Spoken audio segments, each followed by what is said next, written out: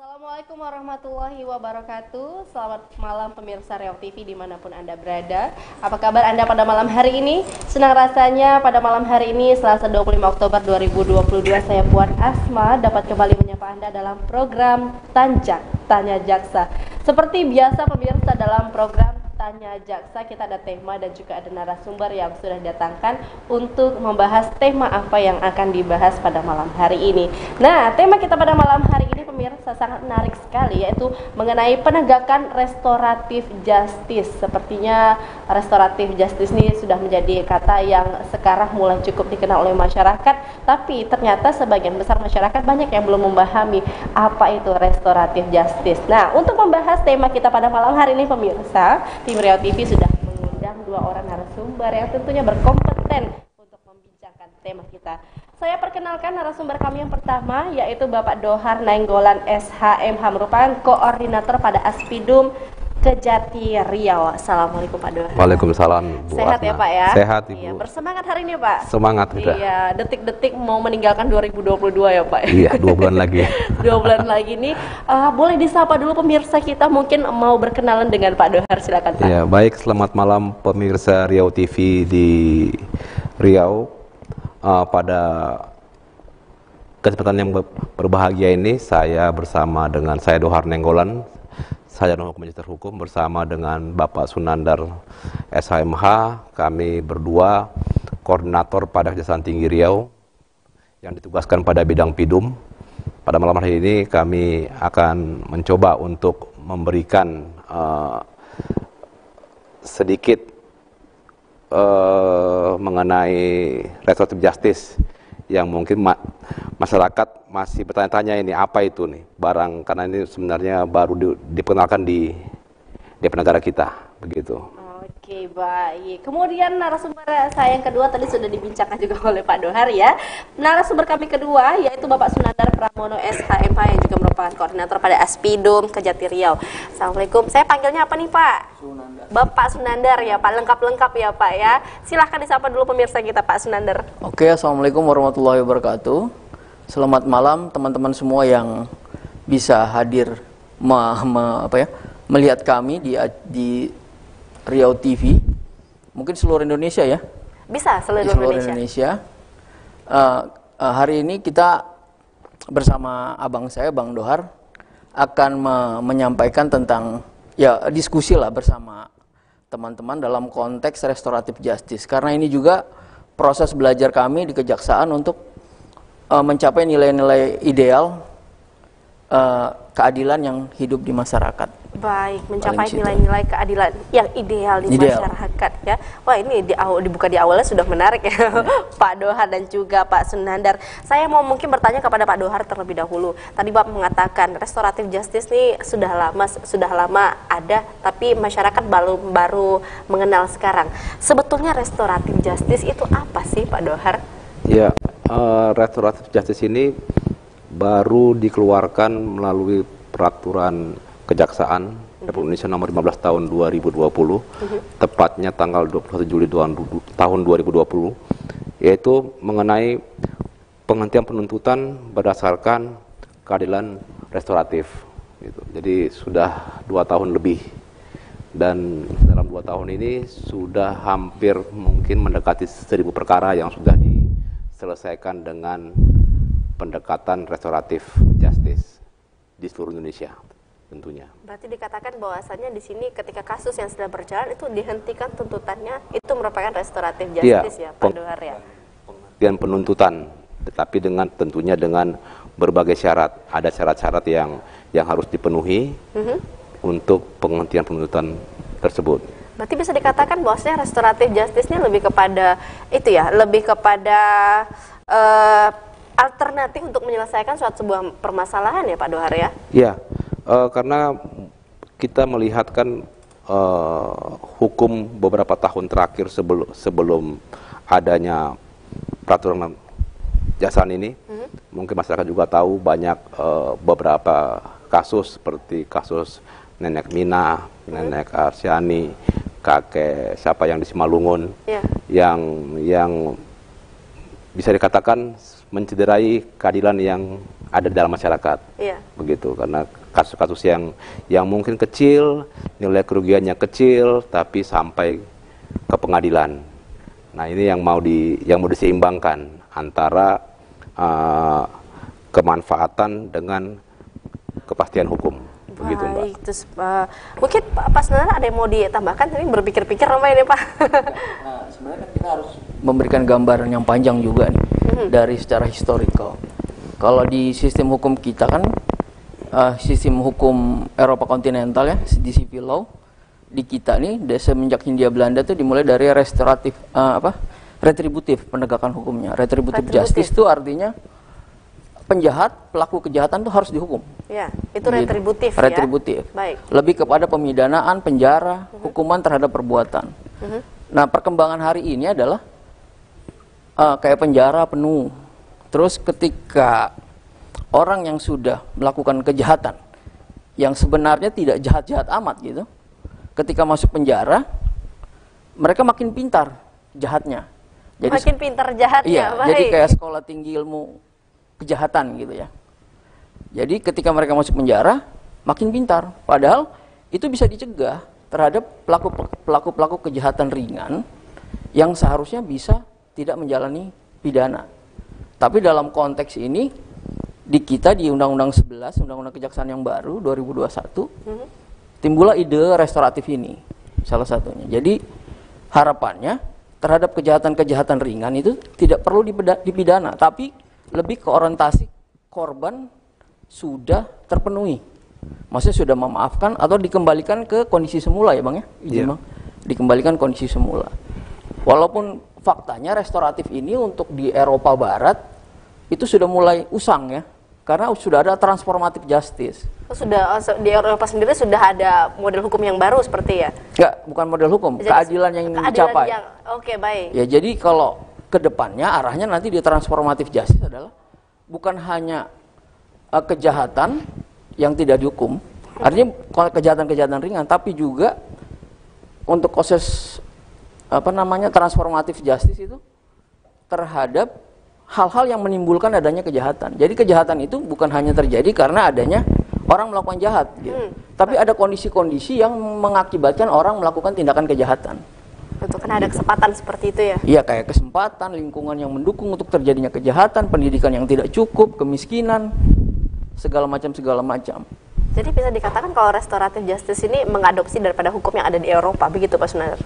Ya, kalau perkembangan hari ini kan kita masih arahnya ke Eropa Barat. Baik. Sistem hukum kita hari ini. Dan untuk konteks restoratif, ya kalau restoratif justru sudah mengambil juga hukum-hukum yang secara adat tuh diperlakukan di masyarakat gitu. Jadi hukuman itu nggak harus dalam konteks dipidana melalui sistem peradilan, semua harus melalui sistem peradilan dan adanya penjara gitu. Nggak harus gitu. Karena ada beberapa syarat yang diperlukan untuk hadirnya restoratif justice. Baik. Kemudian saya mau ke Pak Dohar lagi nih. Pak Dohar, tadi dikatakan bahwasannya restoratif justice ini dilaksanakan di Indonesia itu keluar keputusannya pada tanggal 1 Juli 21 Juli 2020. Ya. Nah, ketika keputusan untuk melakukan menerapkan restoratif justice ini di hukum Indonesia, itu kasus apa sih Pak yang pertama kali menggunakan restoratif justice? Jadi saya juga perlu sampaikan, jadi untuk penerapan restoratif justice ini ada persyaratan, ada 3 syarat yang harus dipenuhi agar bisa melakukan restoratif justice. Artinya dipandang, dilihat dulu. Ini pelaku tindak pidana itu baru pertama kali melakukan tindak pidana. Pertama kali. Yang kedua, ancaman hukumannya denda atau maksimal 5 tahun. Lebih tepatnya tidak lebih dari 5 tahun. Lebih dari 5 tahun ya, paling lama 5 tahun ya. Baik. Kemudian yang ketiga? Yang ketiga, nilai kerugian yang ditimbulkan atau akibat ya yang ditimbulkan dari tindak pidana itu maksimal 2,5 juta. 2.500.000 nilai kerugiannya. Nilai kerugiannya maksimal 2.500.000 seperti itu. Itu dulu 3 syarat, 3 syarat yang nanti dilihat dengan kalau dengan adanya variasi ada lagi nanti syarat-syarat lainnya Setelah itu minimal 3 itu nanti sudah terpenuhi, baru dilihat diupayakanlah adanya perdamaian antara korban dengan tersangka. Tujuannya apa? Supaya pulih. Kan sebenarnya restoratif ini kan pemulihan kembali. Pemulihan kembali, dikembalikan ke model awal gitu. Ke keadaan semula. Betul. Artinya ke keadaan semula sebelum adanya kejahatan atau tindak pidana yang dilakukan oleh tersangka, untuk mengembalikan kedamaian dan harmonisasi dalam masyarakat yang terkoyak karena adanya tindak pidana yang dilakukan oleh tersangka tersebut. Oh, baik. Begitu. Berarti dalam artian sudah hampir 2 tahun berjalan menggunakan model restoratif justice dengan 3 syarat yang disebutkan tadi ya, Pak Dohar, ya tadi yang baru pertama kali melakukan tindak pidana, kemudian juga hukumannya tidak lebih, kalaupun kurungan tidak lebih dari 5 tahun, kemudian kerugian yang ditimbulkan juga tidak lebih dari 2.500.000. Sejauh ini dari 1.000 kasus, apakah memang dari 1.000 kasus ini yang menjadi korban menerima adanya restoratif justice ini? Itu pastinya nanti ini bisa dilaksanakan saat adanya perdamaian. Oke. Jadi tadi itu kan syarat untuk jaksa mengundang pihak-pihak ini, korban, tersangka, diundang untuk bagaimana bisa melakukan perdamaian lah, perdamaian. Iya, dengan dihadiri oleh tokoh masyarakat. Jadi juga melibatkan tokoh masyarakat, tokoh agama, tokoh adat yang ada di lingkungan tersebut. Jadi memang kita mengembalikan ini kan keadilan itu juga memang harus keadilan yang dirasakan oleh masyarakat. Yeah. Mungkin selama ini keadilan itu kan hanya ada dalam penanganan perkara, di situ jaksa menuntut, hakim memutuskan. Ya. Artinya melibatkan korban kurang. Tapi dengan adanya ini, korban kita libatkan. Baik. Bahkan bukan hanya korban, di situ juga hadir tokoh masyarakat, tokoh agama maupun mungkin tokoh adat yang ada di daerah tersebut. Ya. Baik. Kemudian saya mau ke Pak Sunandar. Pak Sunandar, dalam satu perkara yang diselesaikan menggunakan terapan restoratif justice ini, apakah restoratif justice ini bisa langsung ditetapkan atau memang harus melakukan proses persidangan terlebih dahulu, Pak Sunandar? Restoratif kan artinya tidak melalui proses persidangan. Tidak melalui proses persidangan. Yang harus kita ketahui adalah tujuan penegakan hukum itu kan ada 3 ya. Keadilan, kepastian, dan manfaat. Baik. Kadang kepastian tuh dengan keadilan tuh bisa bertolak belakang ya Bang. Ya, jadi pimpinan kita di Kejaksaan Agung, di konteksnya kejaksaan, keadilan yang tumbuh di masyarakat gitu. Rasa-rasa keadilan yang tumbuh di masyarakat harusnya juga bisa juga diterima oleh masyarakat, memberikan manfaat. Jadi arahnya adalah keadilan ini juga bisa bermanfaat buat masyarakat, tidak mengkoyak rasa keadilan, tidak mengkoyak lingkungan.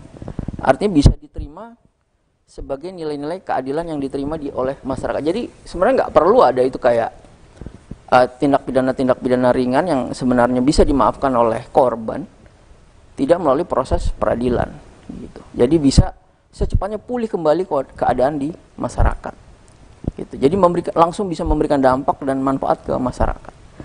Baik, tadi silakan Pak Dohar. Jadi ini ujungnya adalah ini penutupan perkara demi kepentingan hukum. Iya. Iya, jadi nantinya seperti apa nih kira-kira Pak Dohar? Ya apa tadi itu? Artinya kita melihat menyeimbangkan keadilan itu antara kemanfaatan dengan kepastian hukum. Iya, jadi diseimbangkan. Nanti pada akhirnya kalau semuanya berjalan, diterima oleh korban, tersangka, adanya perdamaian dengan syarat-syarat yang dalam perdamaian, ya tentunya bisa saja ada syarat tersangka memulihkan kerugian korban. Ya.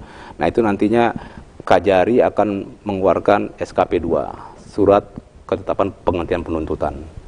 Jadi penuntutan perkara demi kepentingan hukum, begitu. Baik, tadi ada disebutkan bahwasannya tujuan daripada persidangan itu adalah menemukan keadilan, kemudian kepastian dan memberikan manfaat. Tadi dikatakan Pak Sunandar bahwasannya keadilan dan kepastian ini sering bertolak belakang.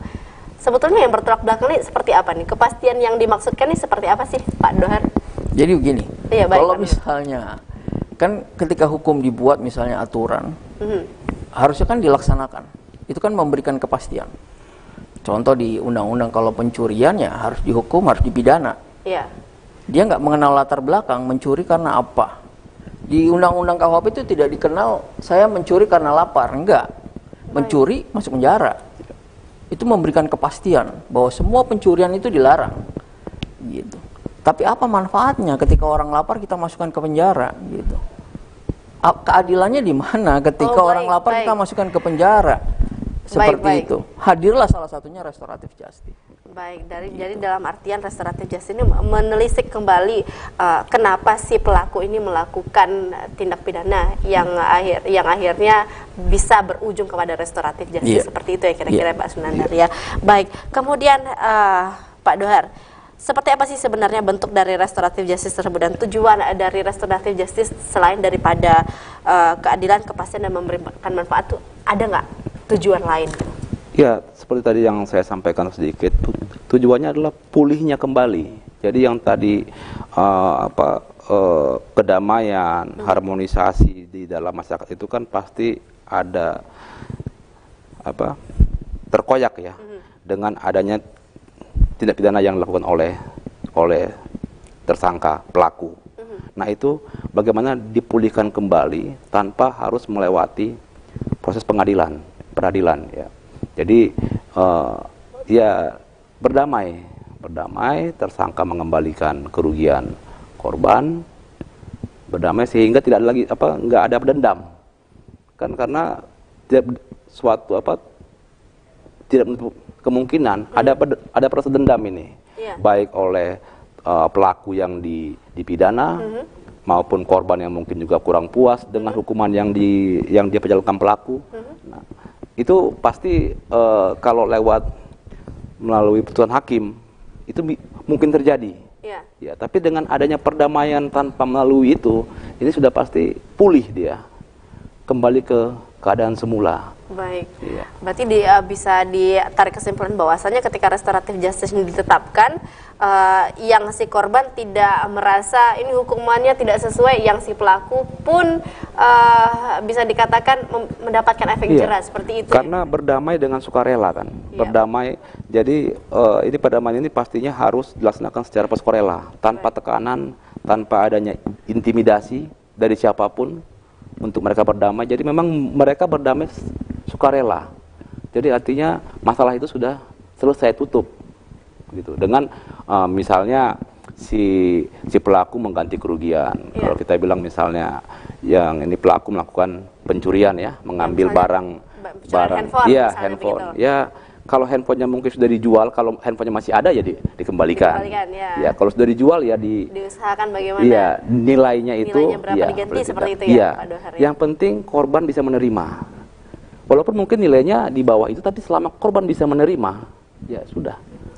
Sebetulnya untuk restoratif justice ini bisa memungkinkan nggak memberikan efek jerah kepada si pelaku? Efek jerah pasti ada ya, dengan si pelaku harus memulihkan ya, mengembalikan kerugian korban. Di situ mereka sudah ada bagian dari efek jerahnya itu ya. Bagian dari efek jerah itu pasti di situ sudah timbul. Dengan dia harus ya tentunya minta maaf ya. Minta maaf, mereka kan meminta maaf itu kan sudah secara langsung kan orang sudah mengakui salahnya. Betul. Ya, itu sudah bagian dari efek jerah. Baik, jadi walaupun dia ada restoratif justice, yang apalagi memang dia di salah satu syaratnya baru pertama kali melakukan, harus bisa dikatakan setelah restoratif justice dilakukan, kedepannya tidak akan berbuat seperti itu lagi ya, begitu Pak Dohar ya. Begitu, karena kalau sudah yang kedua ya dia tidak memenuhi syarat untuk bisa diselesaikan dengan mekanisme ini. Baik, kemudian saya mau ke Pak Sunandar. Pak Sunandar, terhadap siapa sih atau terhadap kasus apa sih restoratif justice ini bisa diterapkan? Sekecil-kecilnya kasus dan sebesar-besarnya kasus seperti apa? Mungkin Bang Dohar yang pasti ngejelasin. Baik. Untuk kita beliau ini penanggung jawab restoratif justice, pengendali lah. Kita bicara di Riau dulu ya, yang sudah diselesaikan melalui restoratif justice ya. Itu ada kasus pencurian, penganiayaan, kekerasan dalam rumah tangga, ya, penggelapan. Bahkan perkembangan sekarang ini laka lantas yang dia itu karena kelalaian ya timbulnya. Itu juga sudah bisa diselesaikan dengan restoratif justice. Baik, ini menjadi semakin menarik ya pemirsa. Kita mau break sejenak ya Pak Dohar dan juga Pak Sunandar karena ada yang mau lewat satu ini. Pemirsa jangan kemana-mana, tetap saksikan program Tanya Jaksa.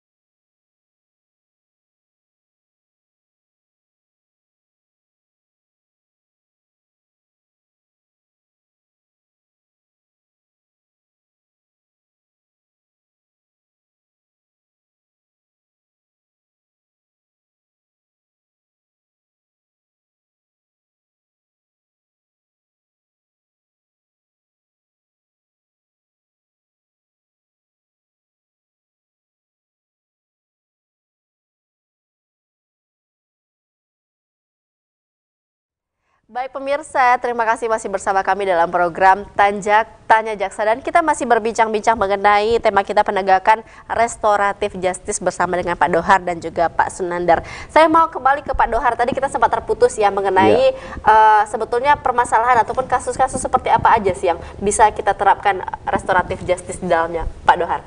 Ya, yang tadi juga di awal sudah saya sampaikan, yang pertama tindak pidana yang ancamannya denda atau pidana penjara maksimal 5 tahun. Ini banyak ini. Contohnya pencurian pasal 362, penggelapan pasal 372. Ya, baru penipuan pasal 378.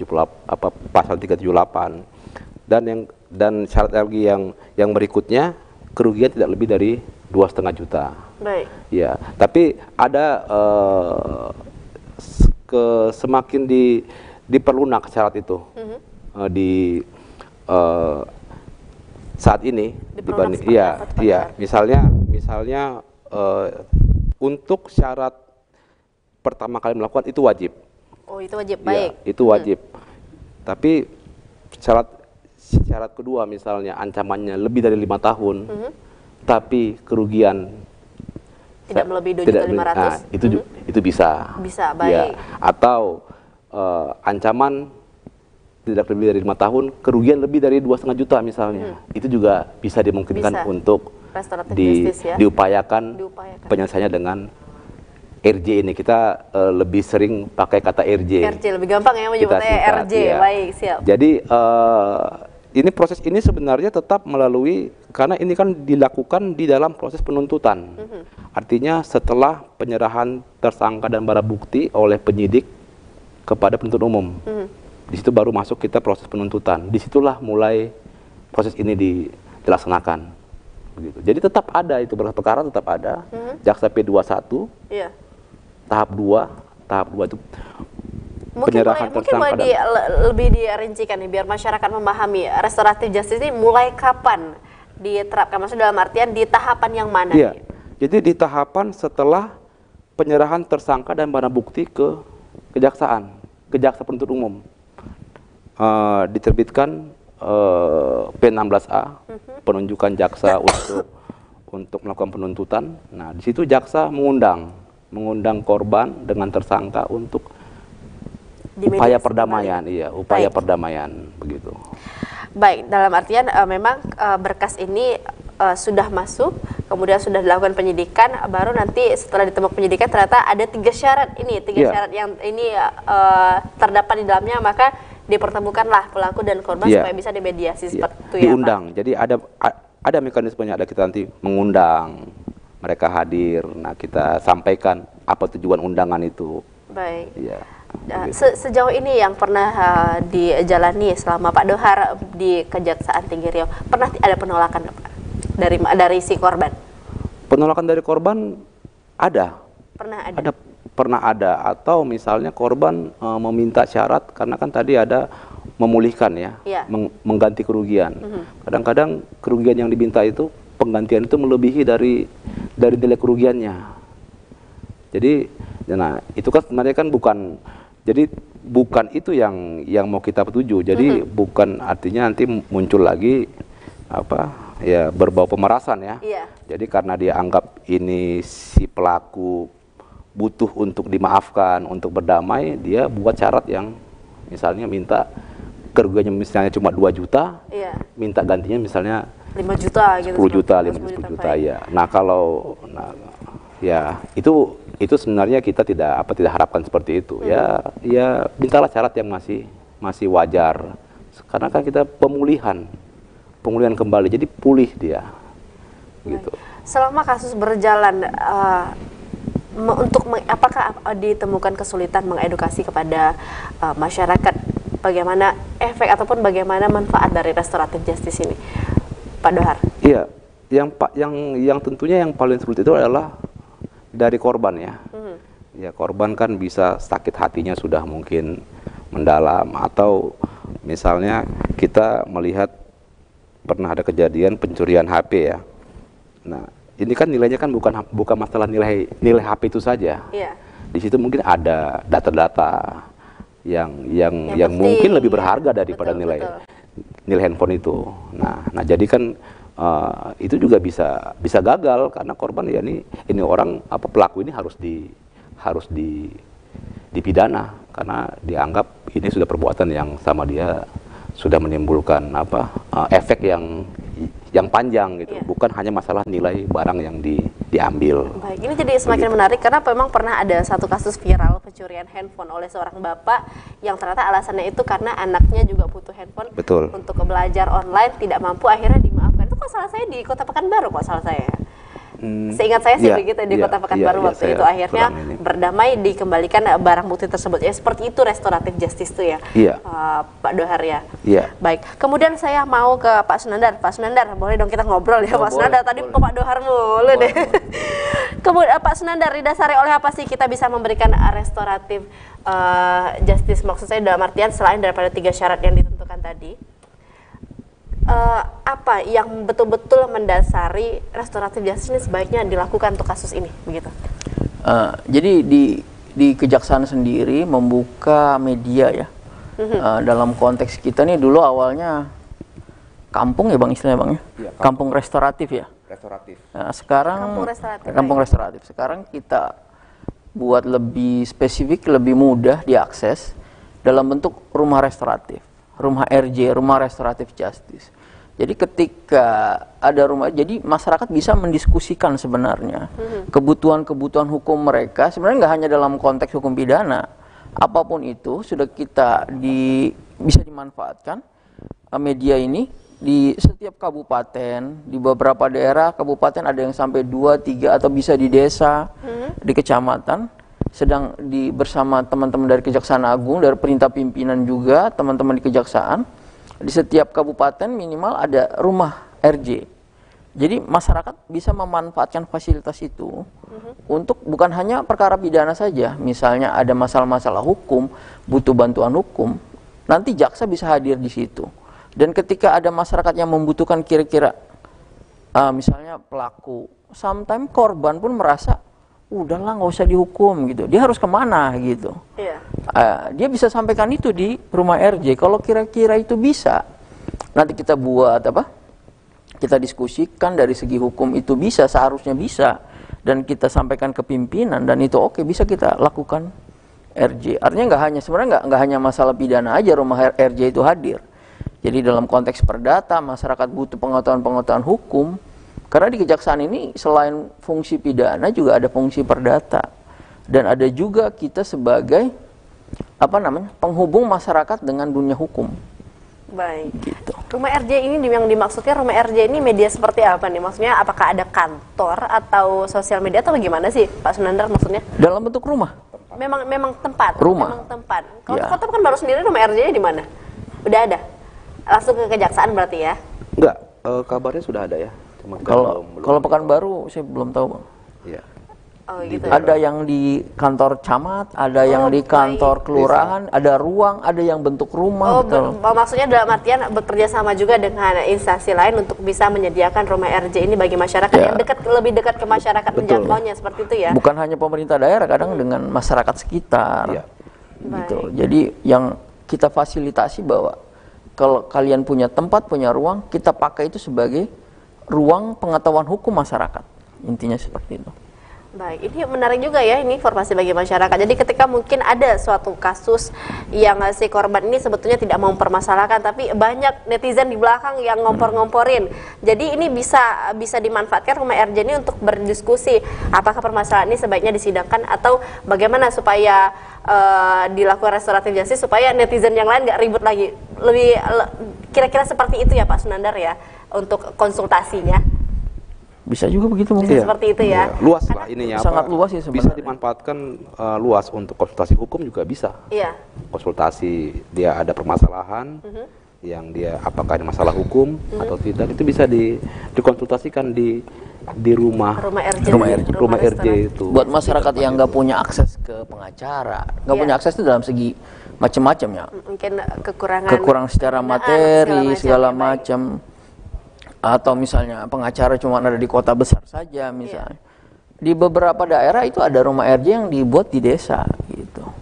Jadi harapannya masyarakat bisa nggak, apa artinya, bisa terbuka lah dengan hukum ini, bisa mendapatkan manfaat. Jadi kalau mengutip katanya siapa itu, saya lupa. Jadi intinya hukum ini harusnya bagian dari solusi, tapi bukan bagian dari masalah. Gitu. Oke, baik. Ketika hukum itu dijadikan masalah, malah nanti takutnya berkepanjangan sampai ke Betul. belakang. Jadi makanya hukum itu dijadikan solusi ya. Iya. Baik, Pak Dohar, saya teringat suatu kata, suatu ungkapan yang sangat viral di masyarakat yang mengatakan hukum jangan sampai tumpul ke bawah. Apakah restoratif justice juga termasuk salah satu Tajam ke bawah, tumpul ke atas ya. Iya, untuk tajam, mencari ya maksudnya tepatnya. tumpul ke atas, tajam ke bawah. Apakah restoratif justice ini juga yang saya sampaikan tadi itu yang merupakan alasan kenapa restoratif justice ini diterbitkan? Iya, karena itu kan sudah jadi ini ya, sudah jadi keresahan ya di Iya. masyarakat ya, sudah jadi semacam adiung ya, apa itu istilahnya ya, hukum tumpul ke atas, tajam ke bawah. Iya. Ya kan? Sudah jadi kritik di Iya. masyarakat Jadi ya? pisau dapur lah. Apalagi kan muncul kasus-kasus seperti tadi itu kan, kasus nenek Mina. Iya, betul. Ya. Yang mencuri kapas itu nggak salah ya? Mencuri kakao, Oh iya, mencuri kakao, ya kan, baik. baru mencuri karet yang di Simalungun. Nah ini kan masyarakat tergugah nih, ini nih rasa keadilannya. Sementara mungkin dilihat banyak kasus-kasus yang ya Lain yang lebih dilakukan besar oleh kerugiannya ya, baik. orang-orang yang tanda kutip besar, Iya. tapi tidak tidak sampai Ke persidangan. ke pengadilan atau mungkin hukumannya lebih rendah, sementara ini dengan nilai kerugian yang hanya 3 buah kakao, kerugiannya ya sangat kecil sekali, tapi sampai ke pengadilan. Iya. Ya kan? Nah itu kan mencederai rasa keadilan masyarakat ini. Betul, betul. Ya, jadi itu akhirnya muncul pemikiran, ya ini bagaimana bisa adanya penghentian penuntutan tanpa melalui proses peradilan. Peradilan, Iya, baik. di luar pengadilan artinya. Baik. Kemudian untuk restoratif justice ini sendiri, Pak Dohar, apakah hanya digunakan untuk permasalahan-permasalahan kecil, untuk kasus-kasus yang sifatnya berasal dari lembaga atau instansi, apakah bisa digunakan? Jadi sudah pasti tindak pidana narkotika misalnya itu sudah Tidak tidak bisa. mungkin, ya. Tidak mungkin, baik. Tindak pidana lingkungan hidup, tindak pidana yang dilakukan oleh korporasi, tindak pidana yang menyangkut keamanan negara, martabat presiden, wakil presiden, menyangkut ketitipan hukum, Iya. menyangkut nyawa. Nah itu tidak dikecualikan. Ada pengecualian berarti Ada untuk pengecualian, restoratif justice iya. nih. Berarti kalau misalnya untuk lembaga-lembaga yang sifatnya memang itu mencoreng nama baik, begitu nggak sih, mencoreng nama baik sebuah instansi, itu tidak bisa digunakan. Jadi restoratif. cenderung nih ada pelaku dan korban.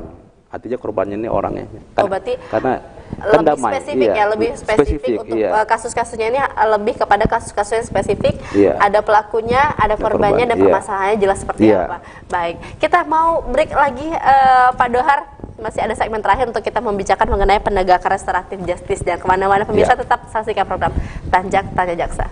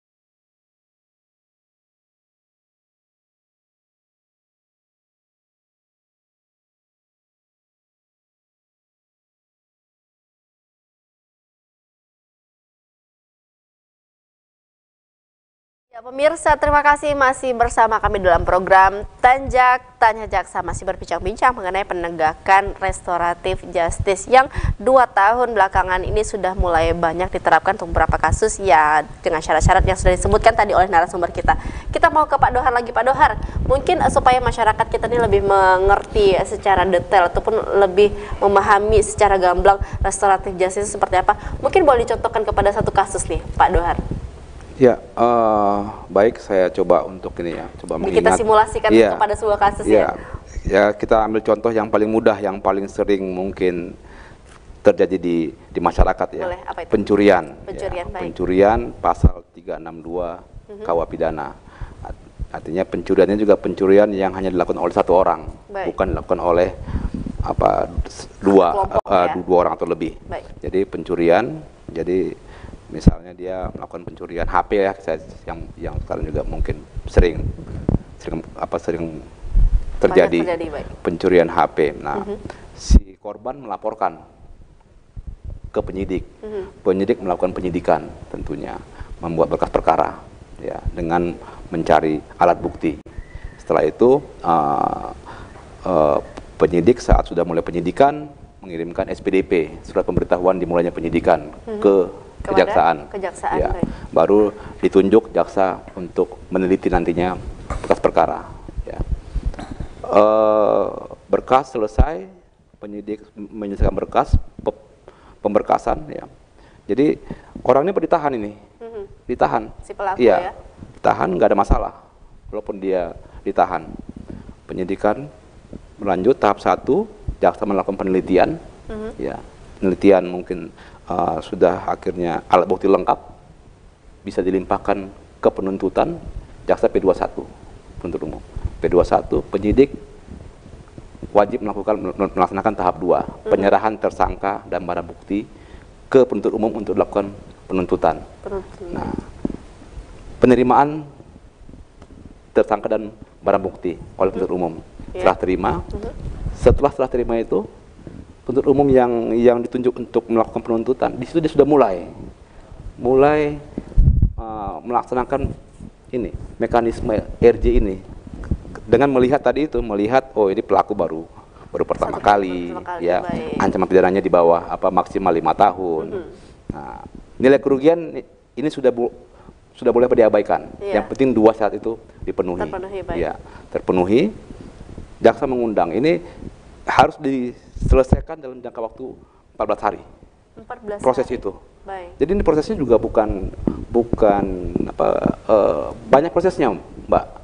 Jadi jaksa mengundang tadi korban dan pelaku ya, dipertemukan, mereka ini untuk berdamai, melakukan perdamaian. Setelah mereka mau berdamai, ya, Kajari mengirimkan surat ini persetujuan untuk dilaksanakannya kasus RJ ke Kajati. Baik, Ya. naik ke Kajati. Iya, ya. naik ke Kejati. Nah, di Kejati dilihat lagi, ya, kita bikin telahan-telahan apakah memang itu memenuhi syarat-syarat, dengan juga mempertimbangkan hal-hal lain yang sifatnya kasuistis, misalnya ya banyaklah yang sifatnya kasuistis. Kalau itu disetujui, kita meminta untuk melakukan ekspos ke Jampidum, ke Jakarta.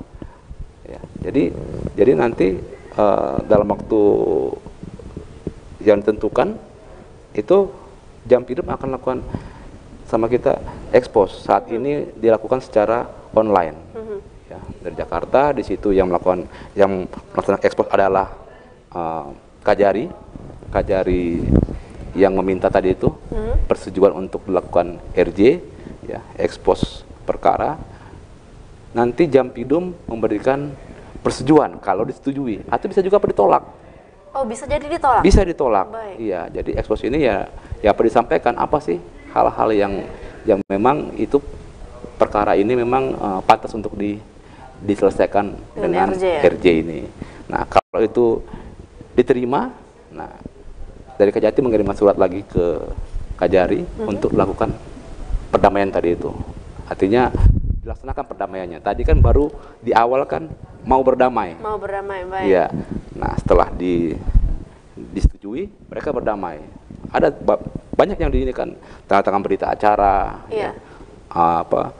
surat perdamaian. Baru tadi kalau ada mungkin syarat-syarat yang diminta oleh si korban dipenuhi.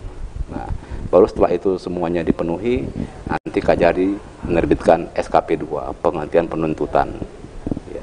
Tersangka yang tadinya ditahan, dikeluarkan dari tahanan. Barang bukti, ya diproses, dikembalikan kepada si korban misalnya. Baik, jadi sebetulnya prosedurnya tidak mudah, tidak instan. Yang penyidikan kemudian dipertemukan, damai sudah selesai, ternyata tidak seinstan itu ya Pak Dohar ya? Tidak seinstan itu ya. Jadi artinya syarat-syarat tadi juga itu kan baru syarat syarat awal ya, yang minimal lah kita bilang, syarat minimal itu terpenuhi. Ini terpenuhi belum tentu juga disetujui, dilihat ininya apa sih sebab dia melakukan tindak pidana itu. Baik. Sebabnya. Jadi makanya itu saya bilang tadi sifatnya kasuistis, dinilai oleh pimpinan.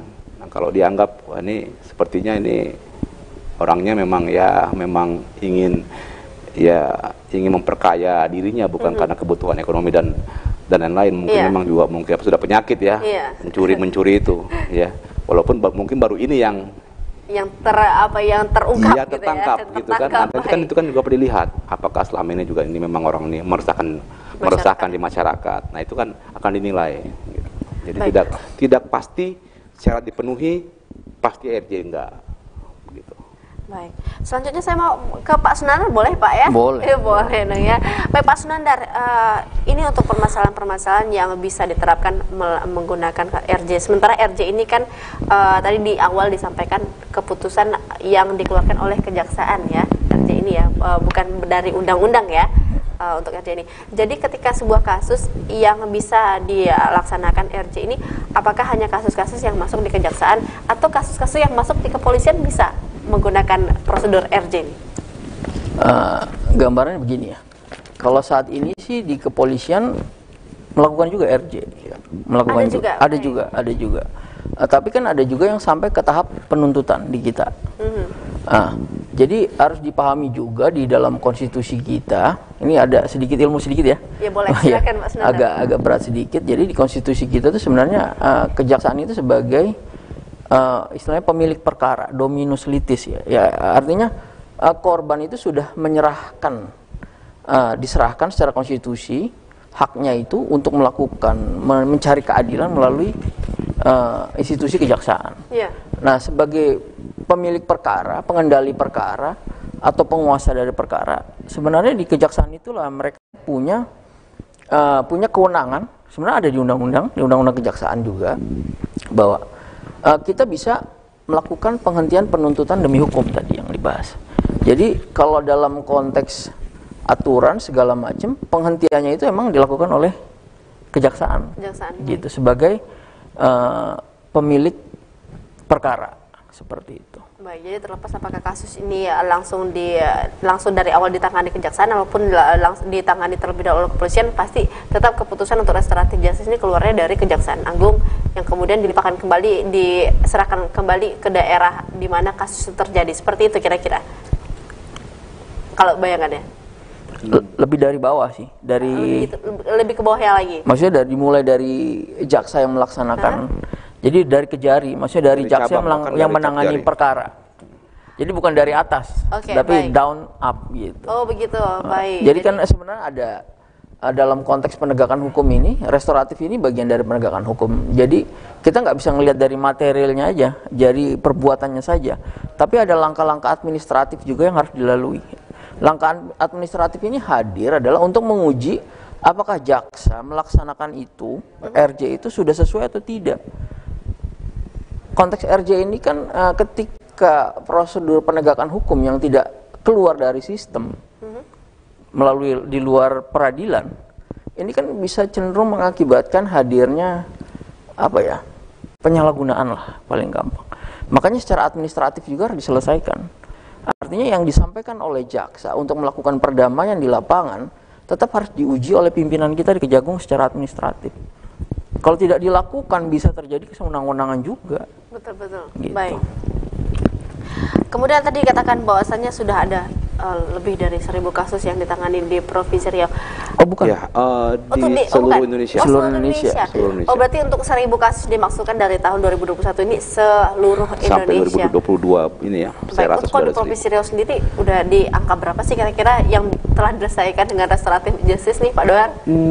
Di tahun lalu, kalau saya tidak salah mungkin hampir 20. 20. Iya, di tahun ini sampai Oktober ini sudah 23 perkara yang dihentikan dengan mekanisme RJ ini. RJ ini. Iya. Baik, kemudian saya mau bertanya nih, opini ini di luar daripada konteks undang-undang kejaksaan, hukum ataupun peraturan undang-undang. Kalau opini dari Pak Dohar sendiri, restoratif justice ini memiliki dampak yang positif nggak sih untuk hukum di masyarakat kita? Ya, menurut pendapat saya ini ya ini memang ya harus kita dukung, karena ini kan memang sekarang ini kan penegakan hukum ini kan harus yang berhati nurani. Iya. Ya, jadi tidak hanya berdasarkan buku undang-undang. Jadi keadilan itu harus ada di hatinya kita. Ya. Jadi untuk tadi itu asas yang cepat, biaya murah, ya, sederhana. Iya. Ya, jadi ya ini kan pastikan dengan penyelesaian ini kan tidak lagi membutuhkan biaya lagi. Tadi kasus yang tadi sangat kecil, mungkin efeknya juga kecil, tapi dengan proses persidangan biaya pasti timbul. Ya, biaya yang harus dikeluarkan pada negara.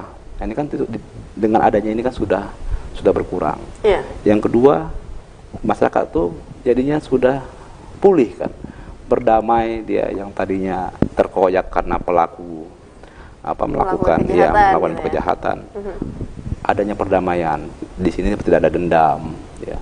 Kembali lagi masyarakat itu ke harmonisasinya. Baik. Gitu. Wah, luar biasa sekali efek daripada restoratif justice ini sebetulnya untuk masyarakat kita ya. Saya mau ke Pak Sunandar. Pak Sunandar, kalau Pak Sunandar sendiri pernah ada ingat nggak kasus yang menarik di Provinsi Riau yang akhirnya mungkin agak rumit proses pelaksanaan RJ-nya antara pelaku dengan korban, tapi akhirnya berdamai juga? Ya, kalau saya pribadi sih, karena saya koordinator ya, karena itu biasanya dilaksanakan di Kejari, kita nggak melakukan langsung. Oh begitu, Iya. baik. Oh jadi untuk proses daripada restoratif justice ini tingkatnya di Kajari Iya, ya? karena penuntutan itu adanya di Kejaksaan Negeri. cabang Kejaksaan Negeri dan Kejaksaan Negeri. Itu untuk pelaksananya penuntutan. Di Kejati hanya sampai dengan tahap pra penuntutan. Baik. Masuk di tahap penuntutan kita perkara sudah dilakukan di cabang atau di Kejaksaan Negeri. Di Riau kebetulan nggak ada cabang ya, jadi hanya ada Kejari untuk di Riau sendiri. Baik, untuk Riau sendiri hanya ada Kejari. Hanya ada Kejari. Tadi disampaikan oleh Pak Sunandar ada di beberapa daerah adanya rumah restoratif justice ini. Kira-kira masyarakat di mana ya bisa mencari informasi di mana rumah RJ ini berada, Pak Sunandar? Kalau hari ini sih di website Kejaksaan bisa kita lihat semua. Oh, bisa diakses di website Bisa Kejaksaan ya? bisa Websitenya apa diakses. tuh? Enggak, di setiap Kejari ada. Oh gitu, baik. Kejaksaan Negeri Dumai, Kejaksaan Negeri Pekanbaru, Kejaksaan Negeri Inil, segala macam lengkap. Jadi kita bisa cek di sana di mana rumah RJ itu hadir. Kita bisa cek. Dan biasa kita ada sosialisasi di daerah mengenai hadirnya rumah RJ tersebut di setiap kabupaten. Mungkin sudah 80% di seluruh Indonesia. Jadi memang sudah pernah dilakukan sosialisasi ke masyarakat mengenai restoratif justice Sudah, ya, Pak sudah. Sunandar, ya? Dan setiap peresmian rumah RJ biasanya Pak Kajati hadir dan launching bersama dengan Forkominda dan di media-media lokal pasti. Sejauh ini dilaksanakan sosialisasi, tanggapan penerimaan masyarakat tuh bagaimana, Pak Sunandar?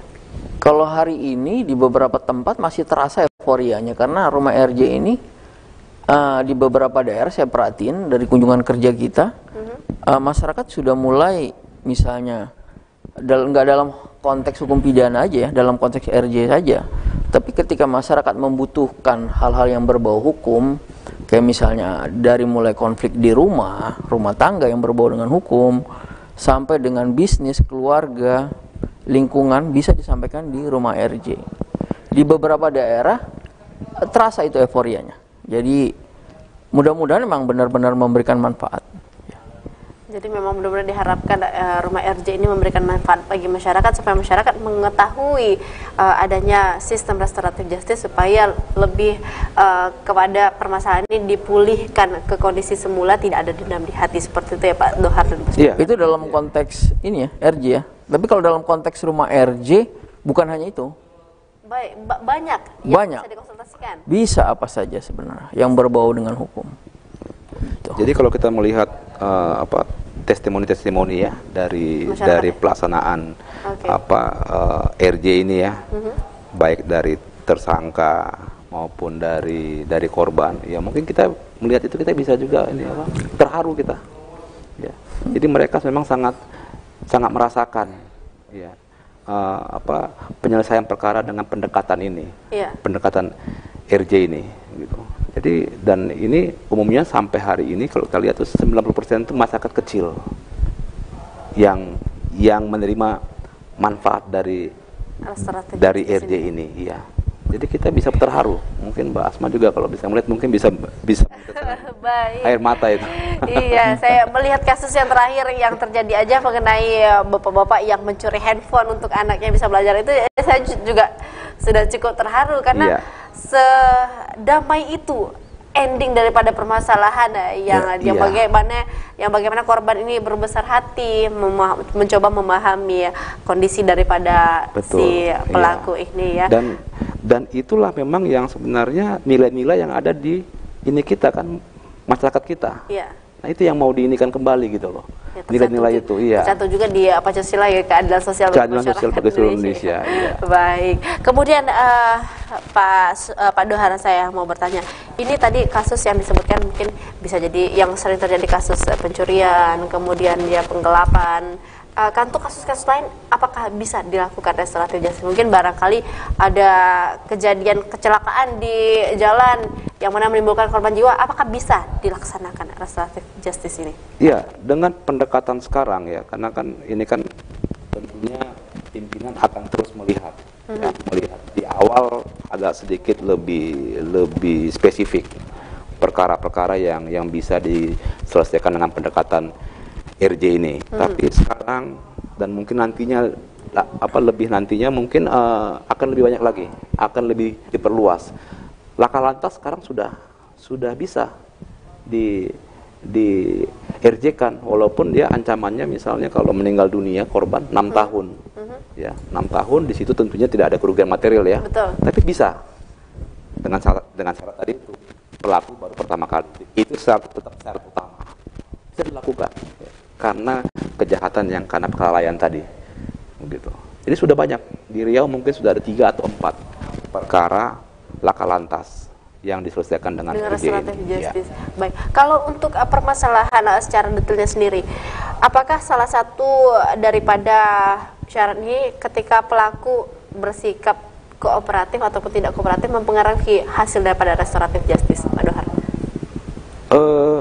Jadi si jaksa penuntut umum itu nanti kan pastinya kan dia awalnya kan mempelajari perkara. Permasalahan, baik. Ya, berkas perkara. Kalau dari berkas perkara itu dilihat tersangka memberikan keterangan berbelit-belit, ya, apa tidak mengakui, ya, artinya JPU tidak berpikir untuk melakukan restoratif justice ya.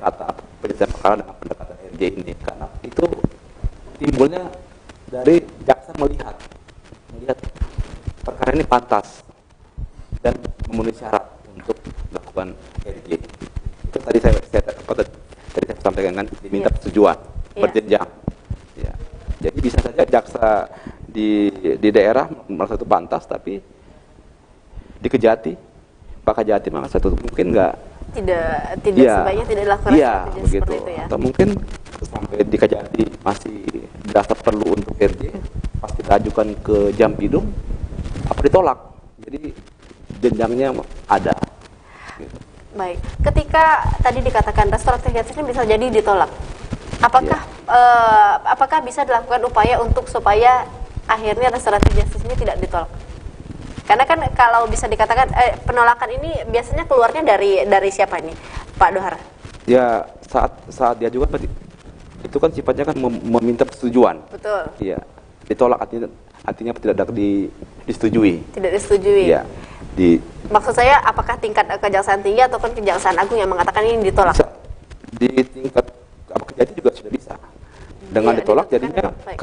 kalau Kejati menganggap ini tidak bisa dilakukan dengan pendekatan RJ penyelesaiannya, ya kita tidak usah mengusulkan ke Jampidum untuk melakukan ekspor perkara. Baik. Ya. Ada yang mau ditambahkan, Pak Sunandar? Cukup ya. Cukup ya. Baik, ini sangat menarik sekali ya, apalagi mengenai restoratif justice yang sekarang ini sudah digaung-gaungkan dalam artian untuk supaya masyarakat ketika mengalami suatu permasalahan yang sifatnya tidak merugikan lebih dari 2.500.000 ataupun mungkin si pelaku ini mendapatkan tuntutan denda dan maksimal tidak lebih dari 5 tahun penjara. Ada satu kasus yang menarik nih, baru saja viral ya, mengenai KDRT yang dilakukan oleh artis. Pak Dohar masih tahu dong ya viralnya. Itu kalau nggak salah saya itu restoratif justice juga itu ya Pak Dohar ya yang dilaksanakan.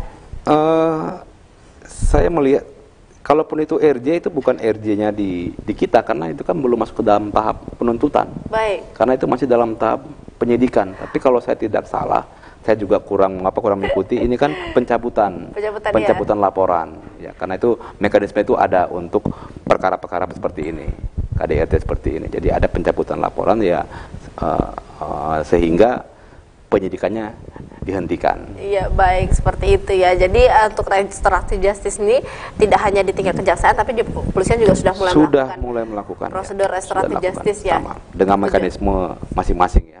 Bahkan di pengadilan juga hakim juga sudah mulai ini.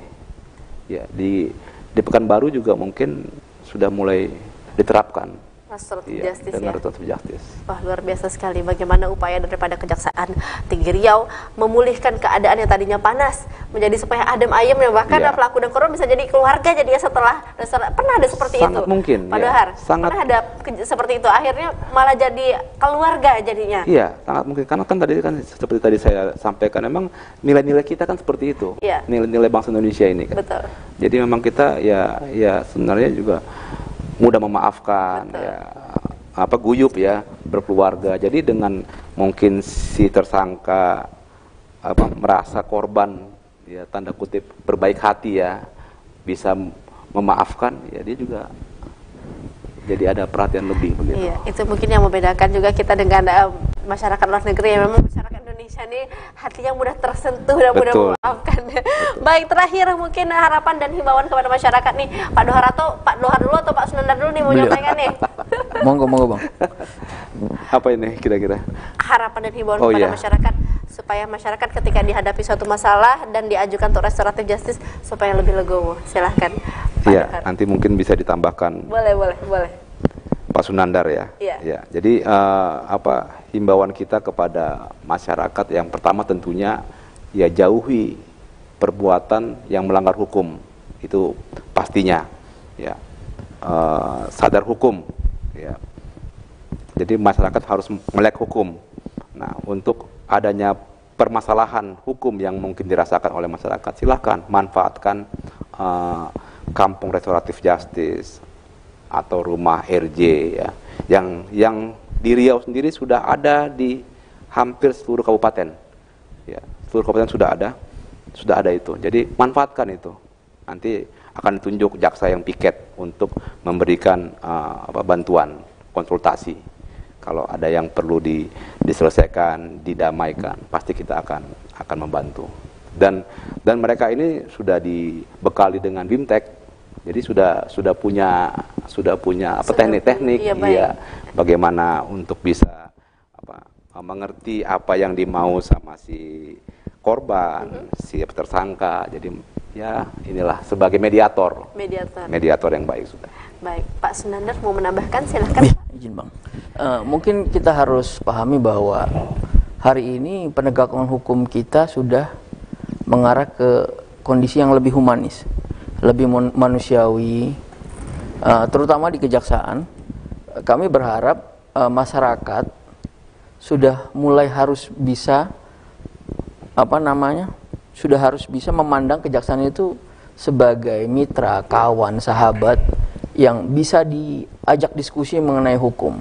Jadi tidak ada lagi istilah masyarakat yang dinodai lah dengan adanya penegakan hukum. Harapan kita adalah keadilan, kepastian, dan kemanfaatan itu bisa berjalan selaras.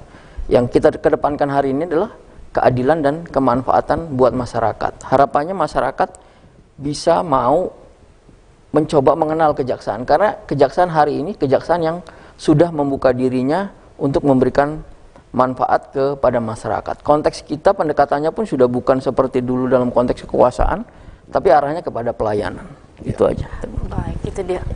Bagaimana kejaksaan mulai membuka diri bagi masyarakat yang ingin berkonsultasi atau mungkin memiliki permasalahan yang tidak mengerti alur dan patutnya bagaimana, apakah harus persidangan dan segala macamnya, sudah disediakan oleh Kejaksaan Tinggi. Salah satunya tadi dilakukan penegakan restoratif justice, yang mungkin masyarakat yang masih bingung, yang masih bertanya-tanya bagaimana prosedur restoratif justice, sudah juga disediakan rumah RJ oleh Kejaksaan Tinggi. Silakan dicari tahu di websitenya. Begitu ya Pak Dohar dan Pak Sunandar. Terima kasih sudah bergabung pada malam hari ini. Luar biasa pembahasan kita, sungguh mendamaikan hati pembahasan kita malam hari ini. Mudah-mudahan bermanfaat ya untuk amin insyaallah, mudah-mudahan. Baik, mudah-mudahan kita di lain waktu bisa berbincang-bincang lagi mengenai tema-tema yang lebih menarik ya Pak Dohar dan Pak Sunandar. Baik pemirsa, demikian bincang-bincang kita bersama dengan Kejaksaan Tinggi Riau dalam program Tanya Jaksa. Akhirnya saya Puan Asma beserta kerabat kerja yang bertugas mohon pamit undur diri. Wabillahi taufiq wal hidayah. Wassalamualaikum warahmatullahi wabarakatuh.